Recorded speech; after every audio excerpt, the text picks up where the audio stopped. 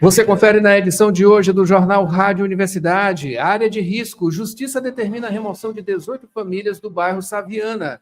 Caso Adriana, nova testemunha afirma ter ouvido disparos e voz feminina em casa de influenciadora. 100% nacional. UFMA desenvolve satélite para a missão espacial brasileira. Prefeitura de São Luís lança nesta quinta-feira o livro Arquitetura do Século XX, o Arte Déco e o Moderno. E ainda, esporte. Juventude Samba se classifica para quartas de final da Copa do Brasil Sub-17. Papão encara o Vitória na Copa do Nordeste. Grande São Luís recebe primeira etapa de competição de jet ski. No comentário musical, Gilberto Mineiro fala sobre a identidade própria da baiana Vânia Abreu. No Rádio Opinião, uma entrevista sobre a conclusão da atual gestão da Fundação Sousandra de apoio ao desenvolvimento da UFMA, com a diretora-presidente Evangelina Noronha. Tudo isso e muito mais, agora no Jornal Rádio Universidade. Jornal Rádio Universidade. Com Adalberto Júnior e Mayra Nogueira.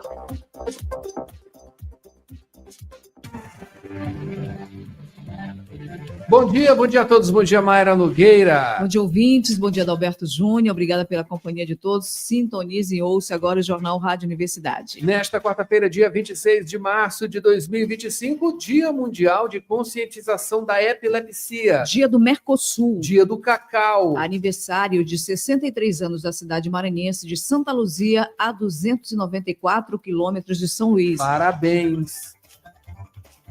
A Universidade FM alcança mais de 30 municípios maranhenses e o mundo através da internet. Acesse www.universidadefm.ufma.br. Baixe o nosso app oficial. Participe pelo WhatsApp 992 17 26 47. Estamos no Instagram, X-Twitter e Facebook.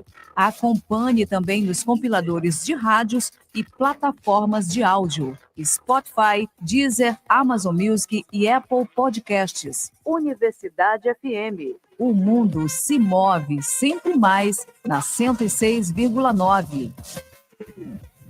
Sempre mais na 106, 7 horas, 19 minutos. Agora vamos com as manchetes dos principais impressos locais.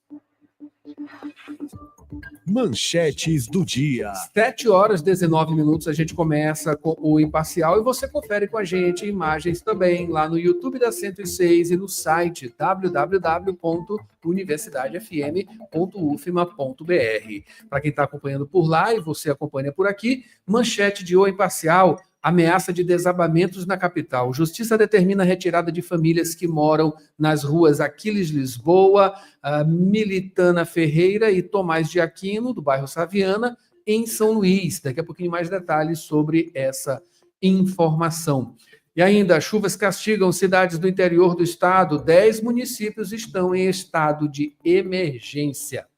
Brandão autoriza reforma e implantação de 10 aeroportos no estado. Medida facilitará transporte médico de urgência e emergência e também fortalecerá a economia. Nesta fase do projeto, vão ser contemplados os aeródromos das cidades de Alto Parnaíba, Carolina, Balsas, Pinheiro, Carutapera, Santa Inês, Barra do Corda, Bacabal, Barreirinhas e Colinas.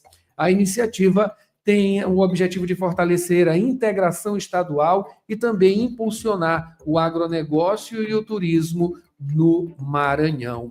Destaque também, em entrevista, Simone Tebet diz: o Brasil tem tudo para dar certo. Essa expectativa, né? Maranhense Rubem Robierbe vence seleção para painel símbolo da Copa do Mundo de 2026. Muito bacana essa informação, tá? Artista maranhense, né, que vive no exterior há um tempo já, e ele tem aí selecionado, né? Muito bacana. Parabéns aí para o maranhense. E, amigos das artes, Galeria de Arte do Fórum de São Luís abre exposição de 6 artistas plásticos. A exposição reúne trabalhos de Rogério Martins, Valdemar Barros, César Viana, Alain Bezerra, Veider Joy Freire e do venezuelano Jesus Sanchez.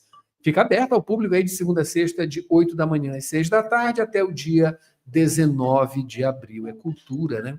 E o que tem por aí, Mayra Nogueira, em Jornal Pequeno? Jornal Pequeno, como manchete principal, 10 aeroportos regionais vão ser revitalizados no Maranhão.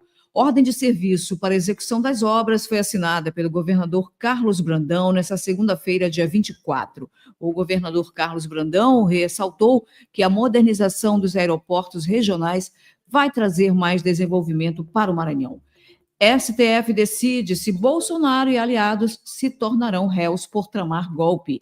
Ministério assina acordo de inclusão digital e tecnologias da informação e comunicação com o governo do Japão. FIEMA, SESI, Prefeitura de Santa Rita discutem melhorias na indústria do conhecimento. Justiça determina a retirada de 18 famílias que moram em área de risco no Saviana. E ainda, Semana da Mulher inicia-se com capacitações e mutirão para acelerar inquéritos que apuram violência de gênero.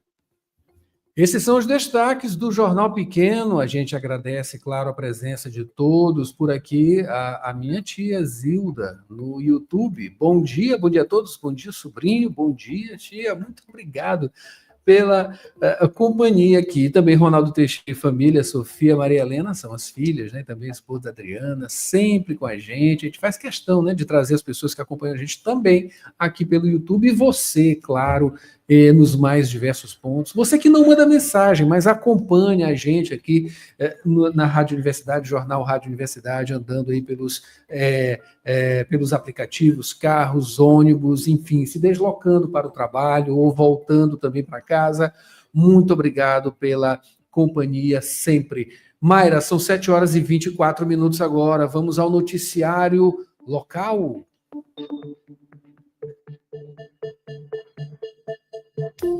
Dirigir com cuidado é a sintonia da 106.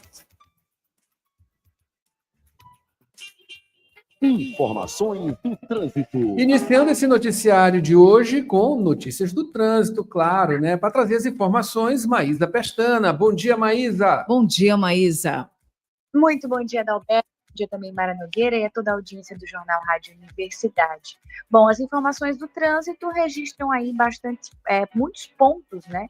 Bastante demandados aqui na capital do estado, principalmente naquele sentido bairro-centro. A gente pode destacar a Avenida São Marçal, que está bastante demandada, assim como a Avenida dos Portugueses, aqui nas proximidades da Universidade Federal do Maranhão, bem como a Avenida Vicente Venâncio de Queiroga e também a Avenida Africanos. O trânsito na Avenida dos Franceses também está bastante intenso devido às obras na Levada do Café, que está gerando bastante congestionamento e lentidão ali na região.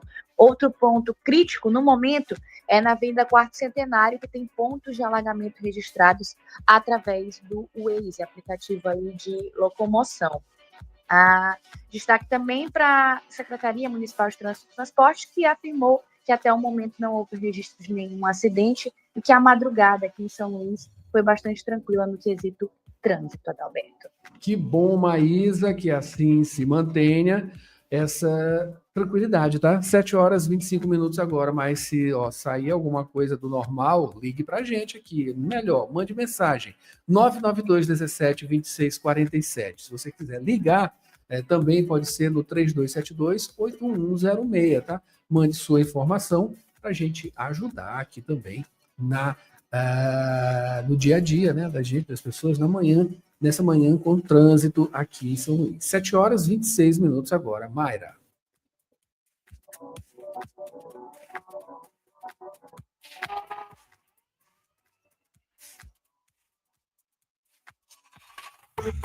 Notícias da cidade.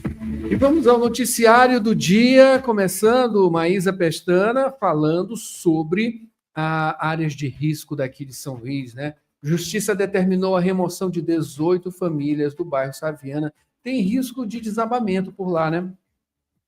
É isso, Adalberto. Atendendo a pedido urgente do município, através da Vara de Interesses Difusos e Coletivos de São Luís, o juiz Douglas de Melo Martins determinou a remoção de 18 famílias residentes no bairro do Saviana por risco de desabamento dos imóveis.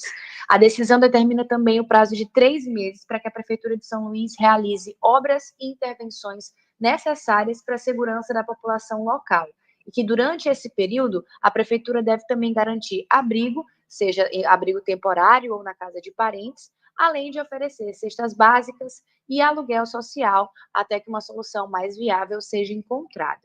A prefeitura alegou que os moradores não forneceram a documentação necessária à Defesa Civil durante as notificações, o que dificultou a identificação do número exato de residentes dos imóveis considerados de alto risco.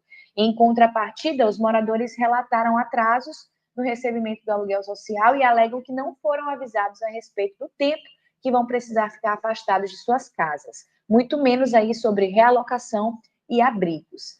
A decisão enfatiza que cabe ao município garantir a segurança das famílias, cumprindo a obrigação legal em situações de risco, conforme o que é previsto no Estatuto da Cidade, e que, se for impossível manter os moradores no local, seja temporariamente até que as obras sejam concluídas ou definitivamente, caso não haja como corrigir os problemas, o município deve oferecer todo o suporte necessário para as famílias afetadas. De volta, né, esse tipo de situação. Essa área daqui, do Saviana, já teve, alguns anos atrás, bem pior, né, do que está hoje. Mas a gente, com essas ações, né, de remoção, a gente vê que há necessidade, portanto, que isso aconteça. E isso é uma demonstração de que dificuldades estão retornando, né, nesse sentido, por conta dessa possibilidade de desabamento aqui na área do Saviana, aqui na área do bairro Saviana, que fica aqui do lado, né? Aliás, estamos dentro do Saviana também, aqui a universidade, né? A UFMA, e bem do ladinho aqui, onde acontecem esse tipo de coisa, né? Entre outros pontos, já teve outros pontos, né? Além daqui. A gente está observando, é uma piora dessa situação? Essa que é a pergunta, né? Essa que é a indagação. Será que está piorando? Enfim, fiquemos atentos. 7h29. Agora, mudando de assunto, Mayra Nogueira. Maísa, vamos falar aqui sobre o caso Adriana. Nova testemunha afirma ter ouvido disparos e voz feminina em casa da influenciadora. É isso, Mayra. A gente lembra que a influenciadora Adriana Oliveira, ela foi assassinada a tiros em Santa Luzia no dia 15 de março. E na segunda-feira, dia 24, uma testemunha foi ouvida pela Polícia Militar do Maranhão e relatou ter escutado vozes altas seguidas de disparos de arma de fogo na casa da influenciadora. A testemunha afirmou em depoimento que ouviu um disparo de arma de fogo, seguido por uma voz feminina, que seria de Adriana, perguntando por que estariam fazendo isso com ela. E em seguida, mais 3 disparos, e depois uma voz masculina vindo de dentro da casa, falando aí, lamentando, né? Além disso, no final de semana, um outro homem que inicialmente se apresentou como testemunha passou a ser considerado suspeito do caso. Ele havia afirmado não conhecer o sogro de Adriana, mas a polícia confirmou que havia uma ligação entre eles. O homem foi liberado após prestar novo depoimento e não teve sua identidade revelada. O comandante da Polícia Militar de Santa Luzia, o capitão Lucas Protásio, confirmou as informações que foram prestadas pelas testemunhas que se apresentaram espontaneamente à polícia.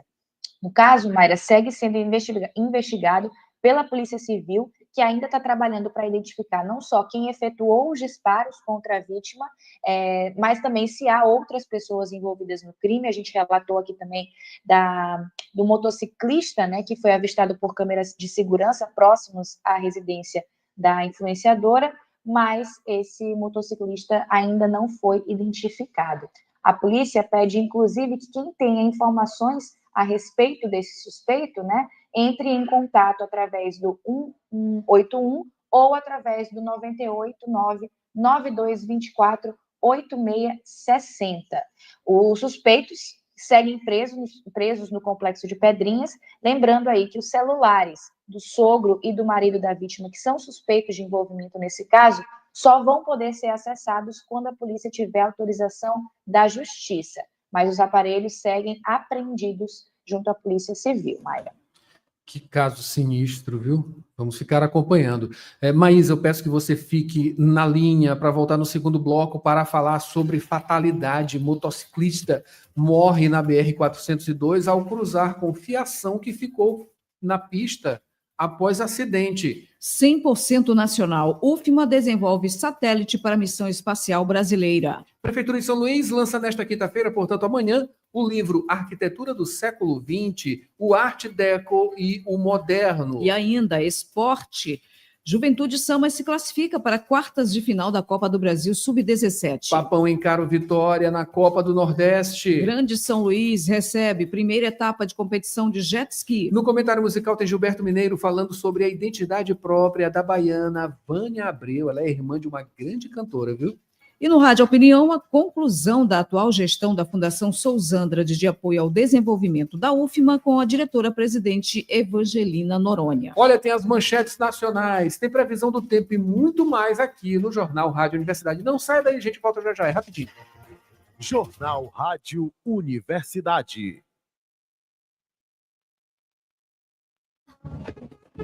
Copa do Nordeste. Nesta quarta, tem duelo de rubro-negros na competição. E o Papão conta com a sua torcida. Motoclube e Vitória. Transmissão ao vivo a partir das 9h30 da noite, direto do Estádio Castelão. Nas FMs Timbira e Universidade, a parceria campeã do esporte. Na Faculdade Laboro, quem escolhe o jeito de estudar é você. Prefere aulas presenciais ou online, ao vivo, com suporte total da nossa equipe? Aqui você tem as duas opções, com a mesma qualidade de ensino. Faça a sua escolha e comece a construir seu futuro com a gente. Matricule-se também com sua nota do Enem. Em Direito, Estética, Psicologia, Enfermagem, Pedagogia, Administração, Recursos Humanos, Análise de Sistemas, Redes de Computadores, Gestão Hospitalar, Serviço Social e Gestão Pública. Mais informações em laboro.edu.br. Faculdade Laboro. Aprenda, evolua, conquiste.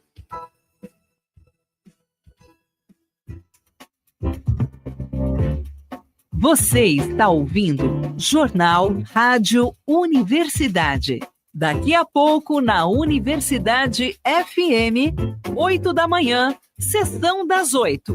9 horas, manhã 106. 11 horas, Santo de Casa.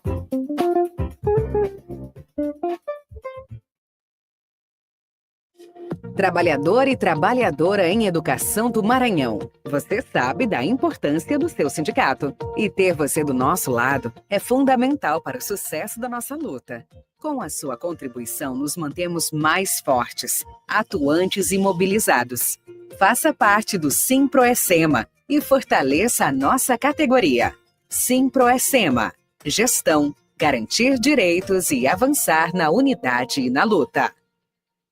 Jornal Rádio Universidade. 7 horas 35 minutos, agora estamos de volta com o Jornal Rádio Universidade. Mara Nogueira, de volta com o noticiário também com Maísa Pestana. Agora ela vai falar sobre fatalidade. Maísa, motociclista, morreu na BR-402, né? Ao cruzar com fiação que ficou na pista após acidente. É isso, Adalberto. O acidente teria acontecido entre os municípios de Humberto de Campos e Barreirinhas, aqui na região dos Lençóis Maranhenses, e um motociclista, né, acabou falecendo depois de cruzar com um cabo de energia que estava atravessado ali na BR-402. De acordo com a Polícia Rodoviária Federal, o acidente que gerou a queda da fiação aconteceu por volta das 2 da tarde, na altura do quilômetro 134, quando uma motorista colidiu o carro contra um poste, o que deixou justamente esse fio atravessado na pista. O motociclista, vítima, que trafegava no local, não percebeu esse fio e acabou sendo atingido pelo cabo na região do pescoço. Ele faleceu ainda no local do acidente. De acordo com as testemunhas, o motorista seguia no sentido Barreirinhas e teria dormido ao volante antes de perder o controle do veículo e colidir contra o poste. Até o momento, a identidade da vítima não foi divulgada e também não há informações sobre o estado de saúde da motorista que gerou o primeiro acidente. Em nota, a Equatorial Maranhão informou que não houve falta de energia na região e que equipes de campo foram enviadas ao local e que trabalham na substituição da estrutura que foi danificada durante os acidentes, Adalberto. Que coisa terrível, né? 7h37, Mara Nogueira, mudando de assunto. Vamos falar agora, Maísa Pestana, 100% nacional. A UFMA desenvolve um satélite para a missão espacial brasileira. Conte mais sobre esse assunto. Pois é, Mayra, na última segunda-feira, no dia 24, houve uma reunião entre a UFMA, a Universidade Federal do Maranhão, e representantes do CGEE, que é o Centro de Gestão e Estudos Estratégicos do Ministério da Ciência, Tecnologia e Inovações, e juntamente com a financiadora de estudos e projetos, a FINEP, e confirmou, né, o desenvolvimento de satélite nacional a ser lançado a partir do Centro de Lançamento de Alcântara pela UFMA. A reunião teve como foco essa proposta da construção de um satélite totalmente nacional e teve um caráter decisivo com a confirmação da viabilidade da construção desse satélite que vai ser lançado a partir de Alcântara, aqui no estado do Maranhão, que é um dos locais estratégicos para lançamentos espaciais aqui no Brasil. De acordo com o diretor do CGEE, a ministra da Ciência, Tecnologia e Inovações, Luciana Santos, desempenhou aí um papel crucial na aceleração desse projeto, quando tomou a decisão de avançar com a construção do satélite e o apoio para garantir os recursos necessários para a execução desse projeto, que foram fundamentais. Pelo diretor da FINEP, né, o Ronaldo Carmona, a construção desse satélite é o primeiro projeto de vários, né, do Centro de Pesquisas Espaciais que foram anunciados aí pela ministra da Ciência, Tecnologia e Inovações. A construção desse novo satélite também destaca a relevante expertise da UFMA na área e também ressalta aí que o coordenador de energia espacial e um dos coordenadores da missão, Aldebran, falando que é um desafio que recebe com muito entusiasmo e também reconhecendo a importância nacional. Os próximos passos, né, vão garantir o sucesso do satélite e do veículo lançador. Os pesquisadores que estão envolvidos no projeto vão apresentar um plano de trabalho detalhado nos próximos dias, incluindo o cronograma de execução e a viabilidade financeira. E nesse período vai ser analisada a melhor forma de viabilizar a transferência de recursos para que esse projeto tenha continuidade e possa ser lançado dentro do cronograma previsto.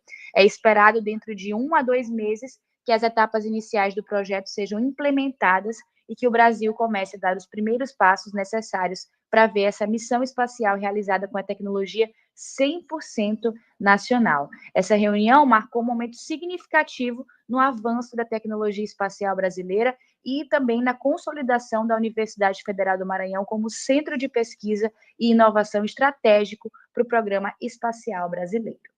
Que bacana, muito bacana. Ver o Maranhão aí dentro desses projetos tecnológicos é muito interessante, né? O nosso CLA também aqui influencia bastante para isso e estamos dentro, né? Dentro do escopo desses projetos. Muito bom, e a gente aqui vai acompanhar também lançamento, tá? Vai ter lançamento lá no CLA e a gente vai trazer essas informações aqui, com certeza, amanhã, quinta-feira, tá? 7h40 agora, Mara Nogueira, mudando agora mais uma vez de assunto, trazendo informação sobre a Prefeitura de São Luís, que vai fazer um lançamento de livro muito interessante. Trata-se aí do livro Arquitetura do Século XX, o Arte Deco e o Moderno, né? A Prefeitura de São Luís, isso por meio da Secretaria Municipal de Urbanismo e Habitação, a SEMU, e da Fundação Municipal de Patrimônio Histórico, está convidando para o lançamento oficial desse livro, e que quem traz informações agora, mais detalhes, é justamente a Kátia Bogéia, tá? Kátia Bogéia, presidente da Fundação Municipal do Patrimônio Histórico, traz agora as informações, não é isso, Kátia? Nessa quinta-feira, dia 27 de março, a Prefeitura de São Luís, por meio da Secretaria Municipal de Urbanismo e Habitação e também a Fundação Municipal de Patrimônio Histórico, lança o livro sobre a arquitetura do século XX. Essa é uma obra de extrema importância, porque ela resgata os estilos Art Deco e também o estilo moderno no centro histórico da capital maranhense. Nós sabemos que o conjunto de arquitetura colonial luso-brasileira do século XVIII e XIX, que foi reconhecido e inscrito pela Unesco como Patrimônio Mundial, é de extrema importância, né? E todas as pesquisas concentrou esforços na catalogação e na proteção deste acervo arquitetônico e urbanístico, através de órgãos federais, como o IFAM, estaduais, DPHP e a Fundação Municipal de Patrimônio. Todos eles, as universidades, né, foram nesse sentido. Mas, agora, nós temos a arquiteta, professora da UEMA, Grete Flieger, né, que é autora desse livro, que, através da perspectiva do século XXI, ela busca compreender as diferentes temporalidades da nossa cidade, né, com esse novo olhar sobre as tendências e estilos arquitetônicos do século XX.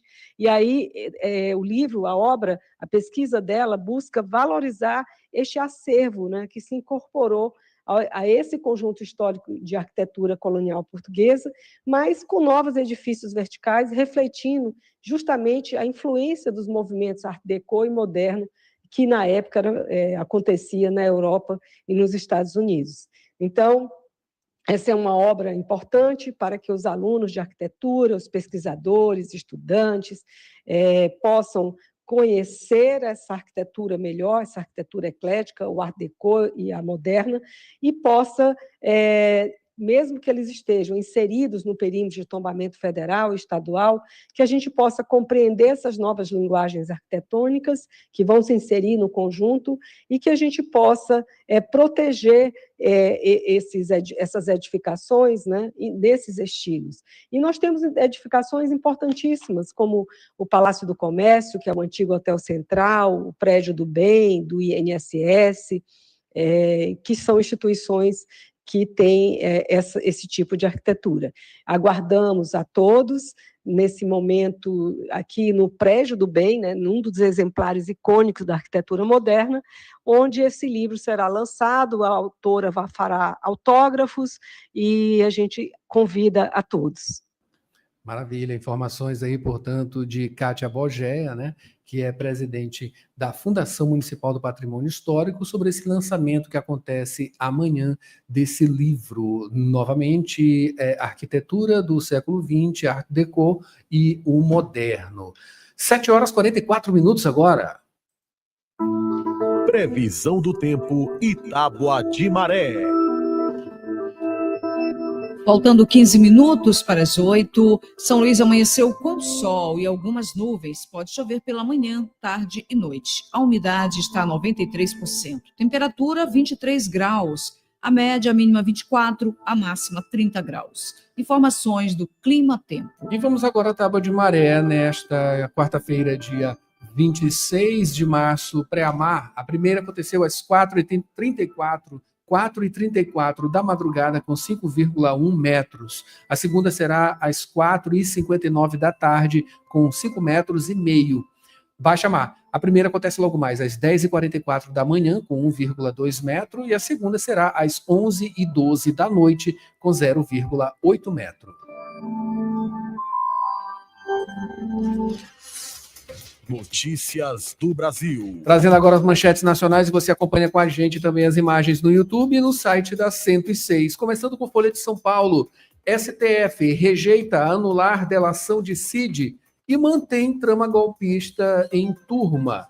Com Bolsonaro acompanhando a sessão em plenário, o colegiado nega questionamentos das defesas do ex-presidente e de outros 7, no primeiro dia de análise da denúncia da PGR. Qual é a manchete de O Estado de São Paulo, Mayra? Estado de São Paulo, ministros rejeitam a alegação da defesa e preparam a abertura de ação penal. Primeira turma do STF derruba questionamentos processuais de advogados e votação sobre denúncia da PGR começa hoje. É isso aí. Para finalizar, tem a manchete do jornal O Globo, também o mesmo assunto, né? Julgamento de Bolsonaro. Turma do STF nega anular delação de Cid e levar o caso ao plenário. Ministros rejeitam pedidos iniciais das defesas de acusados pela trama golpista. Decisão de receber ou não denúncia da PGR fica para hoje. 7h46. Praticar esporte é a sintonia da 106. Esporte.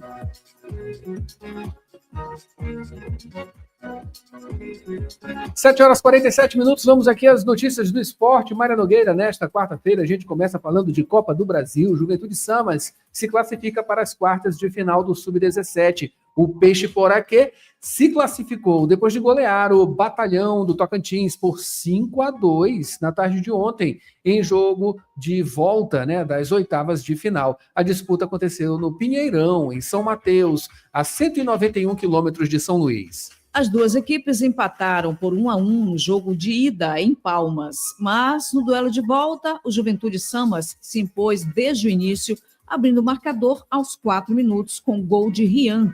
Aos 17, o Batalhão empatou com Rian Aires. É isso aí, a superação do Juventude veio aos 44, com outro gol de Rian aos 8 minutos do segundo tempo. O Batalhão deixou tudo igual, novamente com Enzo Gabriel. O Peixe Poraquê virou o placar no minuto seguinte, com chute certeiro de Ícaro. E Davi Pereira aos 18 e Bruno Nunes aos 35 ampliaram a vantagem do time maranhense. Nas quartas, Juventude, em terceiro lugar, enfrenta o Bahia em sexto, com jogo de ida na casa do adversário e jogo de volta no Maranhão. Detalhes das partidas ainda não foram definidos. Falando agora de Copa do Nordeste, Papão encara o Vitória pela última rodada da fase de grupos. Papão do Norte, na lanterna, tem a árdua missão de vencer o líder Vitória e torcer por uma combinação de resultados para se classificar. O Motoclube, assim como o Souza, o CRB e também o Altos, tem apenas 6 pontos, com diferença de saldo de gols no grupo A. Já o Vitória tem 14. Na última segunda, dia 24, sob o comando de Zé Augusto, a equipe fez atividades de fundamentos e preparação técnica e tática no Centro de Treinamento Pereira dos Santos. O técnico deu sequência à montagem do time titular com apenas uma mudança para a disputa. É o volante Felipe Dias, que deve substituir Lucas Gomes, expulso na última rodada em partida contra o Altos. O confronto pela 8ª rodada entre Rubro Negro e Vitória acontece hoje, quarta-feira, às 9h30 da noite, no Estádio Castelão, em São Luís. É isso aí, muitas emoções. Emoção também, né? Aqui a Grande São Luís vai receber a primeira etapa de competição de jet ski. O Circuito Maranhense de Jet Ski 2025 vai reunir competidores locais e também de outros estados de 4 a 6 de abril em São José de Ribamar, a 30 quilômetros da capital. É a primeira vez, né, que o circuito acontece aqui na Grande Ilha. E segundo a organização, a competição vai contemplar 8 categorias conforme a potência dos jet skis, com uma de caráter experimental. Estão previstas 3 modalidades de provas: circuito, boias, arrancadão e o freestyle. Os municípios de Matinha, Tuntum, Paulino Neves, Presidente Juscelino e também Lima Campos vão receber as outras etapas. A última deve acontecer em setembro. E o lançamento oficial do circuito está marcado para 4 de abril na FF Motorsport, aqui na Avenida dos Holandeses, né, próximo ao shopping do automóvel, no bairro Calhau. A redação aqui é de Joelma Baldez. 7h50. E agora vamos ao comentário musical de Gilberto Mineiro, ele que fala sobre a identidade própria da baiana Vânia Abreu. Vamos conferir agora. Fala, Gilberto. Vânia Abreu nasceu Vânia Mercury de Almeida. O nome artístico ela ganhou muito cedo lá em Salvador. É cantora, produtora musical e também escritora. Irmã da cantora Daniela Mercury, Vânia Abreu construiu repertório e identidade própria na música, gravando Kleber Albuquerque, Zé Cabaleiro, Arnaldo Antunes, enfim, saindo bem distante do trajeto mais fácil que a Daniela Mercury construiu. Eu gosto muito dessa menina. Em 90 foi buscar no ambiente musical paulistano um novo modo de marcar presença, mostrar sua voz e seu estilo próprio. Flor da Bahia. Ouvimos então desse CD a regravação de Milagre do Povo de Caetano Veloso. Com vocês, a baiana Vânia Abreu. Gilberto Mineiro, do Companhia da Música, toda quinta, 8 da noite, para o jornal Rádio Universidade.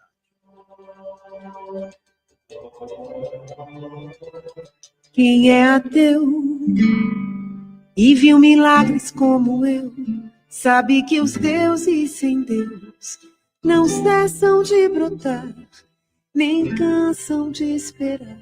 E o coração, que é soberano e que é Senhor, não cabe na escravidão. não cabe no seu não.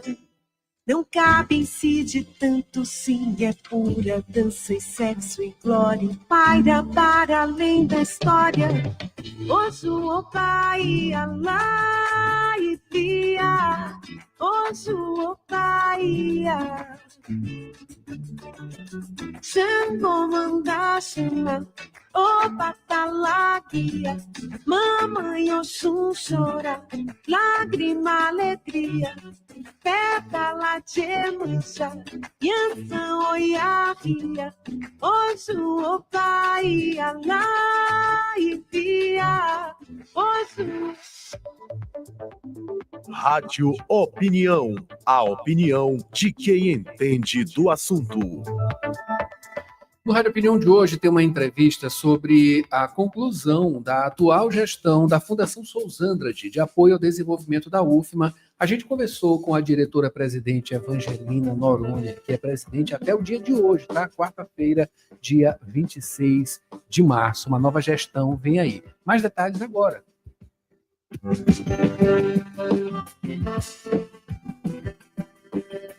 A professora Evangelina Maria Martins Noronha assumiu a presidência da Fundação de Apoio ao Desenvolvimento da Universidade Federal do Maranhão em 2013, finalizando nesta quarta-feira, dia 26, o seu mandato. Para falar sobre esse assunto e sobre esse período, a gente recebe ela, a professora Evangelina Noronha. Professora Evangelina, seja bem-vinda mais uma vez aqui ao Rádio Opinião. Obrigada, Adalberto. Bom dia a todos.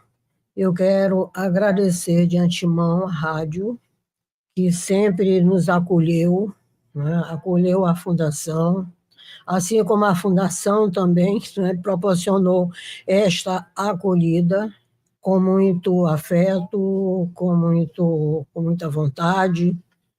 E aí nós estamos realmente deixando o mandato agora, no dia 26 de março, e deixamos uma fundação bem desenvolvida, vamos dizer, com sustentabilidade financeira, com uma equipe competente que realmente conseguirá continuar os projetos, todas as ações que nós planejamos durante todo esse tempo. Maravilha. Professora, durante todo esse período, né, que a senhora passou na direção, né, como diretora-presidente da Fundação, passou por uma pandemia, né, foi um período também muito pesado, mas enfim, faça um pequeno resumo, né, do que foi essa administração para a senhora. O que a senhora acha que foi o ponto alto desse período da senhora à frente da Fundação? Eu vou iniciar, vamos dizer, quando eu comecei. Né? Nessa época, eu era diretora-presidente e a Luciana era superintendente. Nós encontramos uma fundação, como sempre, todo mandato ocorre isso, nós tínhamos o nosso planejamento, quer dizer, os nossos ideais, e elaboramos um plano de ação. Todo ano nós elaboramos, esse ano, por exemplo, já está pronto o plano de ação da Fundação. Então, esse plano de ação, ele consta todos os propósitos que nós gostaríamos de realizar durante aquele ano.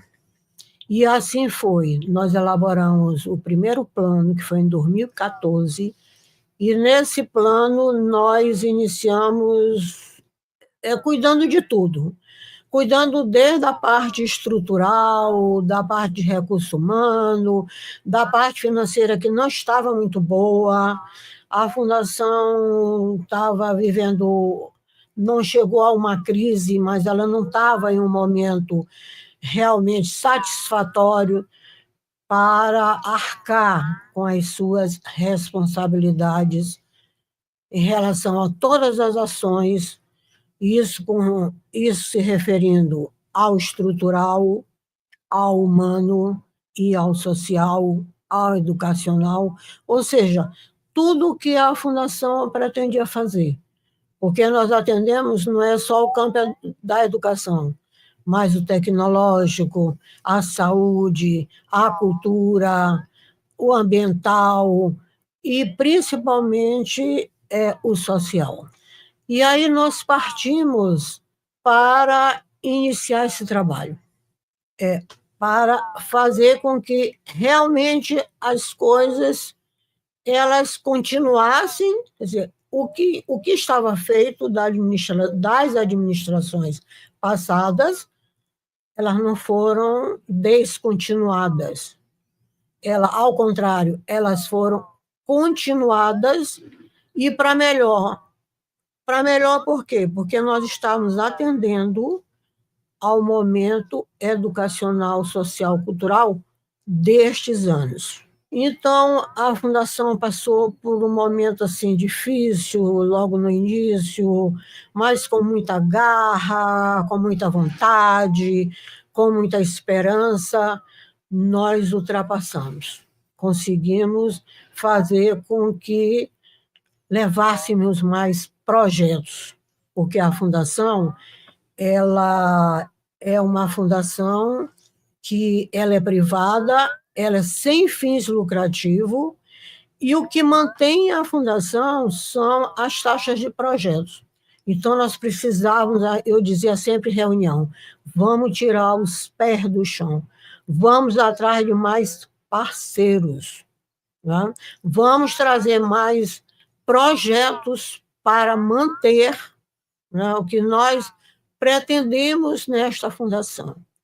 E as coisas foram acontecendo. Veio a pandemia foi outro baque, porque praticamente não parou, não fechou, como muitas fundações fecharam. Tinha que 98 fundações fecharam no Brasil, né? Nessa época. E nós continuamos, né? Nós continuamos. Difícil, com muita dificuldade, mas continuamos. E aí termina a pandemia em 21, né? 21, terminou a pandemia. 22, né? 22. E os projetos foram vindo, mais projetos, e as nossas pretensões foram se solidificando, e claro que com mais projetos, com mais credibilidade, né? Na sociedade, nós conseguimos fazer com que a fundação ela se mantivesse de uma forma bem concreta, bem objetiva. E a outra coisa, nós adquirimos essa confiança, né, nos parceiros. Não só, claro, porque nós somos de apoio à UFMA, mas outros parceiros públicos, privados, né? Nós fomos adquirindo essa confiança, né? Fazendo com que realmente eles vissem que nós trabalhamos de forma séria, responsável, né?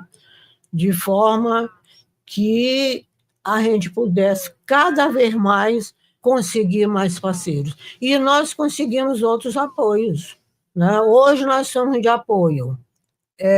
Nós temos projeto com a UEMA Sul, somos de apoio ao IEMA, somos de apoio ao Hospital Universitário, tanto de São Luís como de Foz do Iguaçu, e temos outros apoios, nós damos outros apoios. Então, eu diria que eu deixo a Fundação agora, este ano, um dever cumprido, a missão cumprida, né? E esperando que continue, né? Cada vez mais, com mais projetos, né? Com toda essa, como eu poderia dizer, os parceiros, eles nos abraçaram, né? No sentido de uma fundação que realmente poderia atender ao que eles queriam. E eu digo isso, estou satisfeita, estou feliz em deixar, porque a fundação está realmente muito bem, graças a Deus. Maravilha. Professora, um dos pontos altos, né, pode-se dizer que foi a reforma estatutária, né? Se você falasse um pouquinho sobre isso. A reforma estatutária, ela, se tu olhares o estatuto da Fundação, ela tem várias reformas. Ela tem reforma, nós conseguimos, imagina, elaborar um memorial de 4 décadas, de 1982 a 2024. Então, nessa história, tu vai encontrar várias reformas, né? Porque as reformas, elas acontecem conforme o momento atual, conforme a necessidade. A última reforma, aliás, não foi a última, não, foi a penúltima, porque já aconteceu uma agora em 2025. Mas a penúltima reforma foi essa organização administrativa. Não foi uma grande reforma. Na realidade, nós gostaríamos de uma distribuição, de uma organização melhor, né, das nossas ações administrativas. Então, nós resolvemos ter um presidente, que agora a Fundação é assim, é um presidente, o diretor de Administração e Finanças e o diretor de Planejamento e Inovação.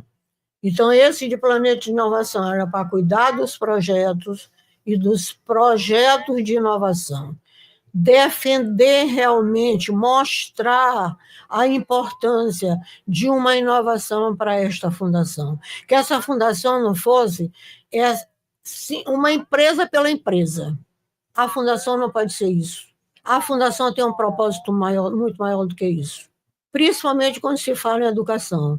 Quando tu fala em educação, tu não fala ali a educação, não. A educação, ela permeia todas as áreas. Então, quando tu fala em educação, tu vai ver a educação na cultura, a educação na tecnologia, a educação na saúde, a educação no meio ambiente, a educação no social.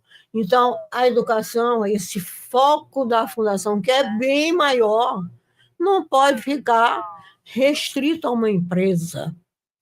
Acabamos de conversar aqui com a presidente, diretora-presidente da Fundação Sousandra, de Evangelina Maria Martins Noronha, professora Evangelina Noronha, né, que finaliza nesta quarta-feira, dia 26, o seu mandato frente à Fundação Sousandra. De professora, muito obrigado mais uma vez pela sua presença, simpatia, e a gente conta com a senhora aqui, e dando os parabéns, claro, por esse período muito profícuo na direção, na presidência da Fundação Sousandra. Obrigada, eu que agradeço, Adalberto, agradeço a todos da rádio, agradeço a todos da Fundação, agradeço a Deus por mais um momento na vida, né? Mais uma oportunidade, e eu estou à disposição, entendeu? Não é dizer que, porque eu vou deixar a presidência, mas se um dia a rádio precisar de algo, como tem professores, né, que falam nas suas áreas, né? Então, eu estarei sempre à disposição da rádio. É só me procurar e aqui estarei. A gente sabe disso. E a todos os ouvintes, eu agradeço a atenção e digo a vocês que é muito importante, tem uma coisa muito importante na vida. Primeira coisa, estudo, né? Adolescentes, né? Adultos que ainda estão fazendo graduação, né? Os que estão fazendo pós, estudem. O estudo ajuda muito. O estudo dá uma visão de mundo impressionante. Você adquire. Outro dia eu estava me perguntando, estava mostrando um texto na tela, e a pessoa estava lá em cima e eu estava lá embaixo, já tinha lido. Aí disseram assim, professora, a senhora fez um estudo. Não, é o tempo, é a experiência, é de tanto ler monografia, né? Você vai adquirindo. Então, o estudo dá uma visão de mundo tremenda em todas as áreas. Né? Então, não deixem de estudar, não deixem de produzir. Nós vamos também lançar a revista científica e tecnológica, tem vários autores, muito mesmo textos interessantes. Nós podem encontrar essa revista, assim como o memorial, no site da Fundação, fsadu.org.br. Você encontra, tem uma aba que é logo no início, na página inicial. Então, vocês encontram tanto as revistas todas. A primeira foi em 2016. Vocês encontram todas as revistas e vão encontrar o memorial. Quem quiser conhecer a Fundação Sosângela, como ela foi criada, qual foi o seu mentor, quais foram as pessoas que contribuíram, quais os seus projetos, vocês podem encontrar no site da Fundação. Obrigada. A gente que agradece, professora. Lembrando que quem assume agora é o professor Walter César Nunes, que a gente vai trazer aqui também, claro, para conversar na Rádio Universidade. Você confere essa e outras edições em www.universidadefm.ufma.br. Até a próxima.